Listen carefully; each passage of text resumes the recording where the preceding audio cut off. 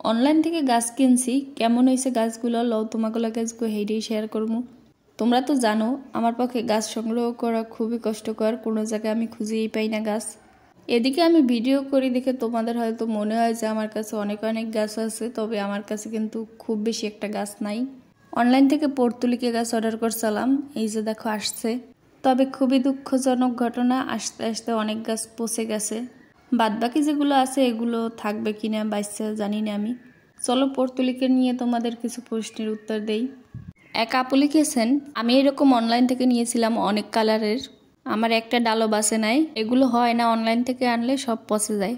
হ্যাঁ আপু, অনেকগুলো ডালি কিন্তু পচে গেছে। আমি কোনো রকম বাইসে বাইসে অল্প অল্প লাগাইতেছি, দেখা যাক কি হয়। কাটিংগুলো কিন্তু খুব একটা ভালো অবস্থায় নাই, বাঁচবে কিনা সন্দেহ আছে। তারপরে এক আপু লিখেছে এখানে কি কি কালারের ফুল আছে। আমি নিজেও জানি না এখানে কি কি কালারের ফুল দিছে। আগে তো গাছগুলো বাঁচুক, ফুল ফুটুক, তারপরে তোমাদের সাথে শেয়ার করব। আরেক আপু লিখেছে এগুলো কি এখন টবে লাগায়।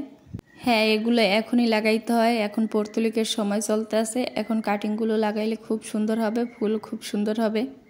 আরেকটা কমেন্ট পাইলাম গাছে পানি দেওয়া নিয়ে। আপু 4-5 দিনের গাছে কি প্রতিদিন পানি দেওয়া যাবে? দেখো, পানি দেওয়ার বিষয়ে অনেকটাই সাবধান হতে হবে, বেশি পানি দিলে গাছের গোড়া পচে যাবে। আর এই গরমে যদি কম পানি দাও তাহলেও কিন্তু গাছটা মরে যাবে। পানি দেওয়ার বিষয়টা সব সময় তোমাদের খেয়াল রাখতে হবে, গাছের মাটি যেন একদম শুকিয়েও না যায় আর একদম কাদা কাদা না হয়ে থাকে। মাটি ধরলে তোমরা বুঝতে পারবা। হয়তো তোমরা প্রথম প্রথম গাছ লাগাইতেছো সেই জন্য বুঝতে পারতেছো না, তবে আস্তে আস্তে শিখে যাবা।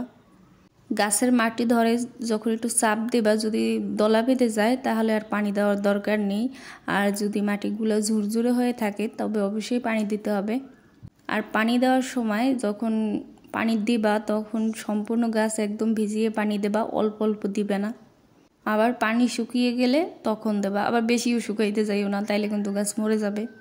এখন যেহেতু গরমের সময়, বিকেলে অবশ্যই তোমরা ঠান্ডা পানি দিয়ে গাছগুলোকে স্প্রে করতে পারো, এতে গাছগুলো অনেকটাই সতেজ এবং সবুজ থাকবে।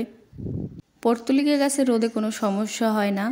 এছাড়া বাদবাকি যে গাছগুলো আছে সেগুলোর প্রতি অবশ্যই একটু খেয়াল রাখতে হবে। বাগানে যদি জবা ফুল গাছ থাকে তাহলে সেগুলো একটু শেডের ভিতর রাখতে হবে। জবা ফুল গাছ তেমন একটা রোদ পছন্দ করে না, রোদ পছন্দ করে মানে অতিরিক্ত রোদ সহ্য করতে পারে না।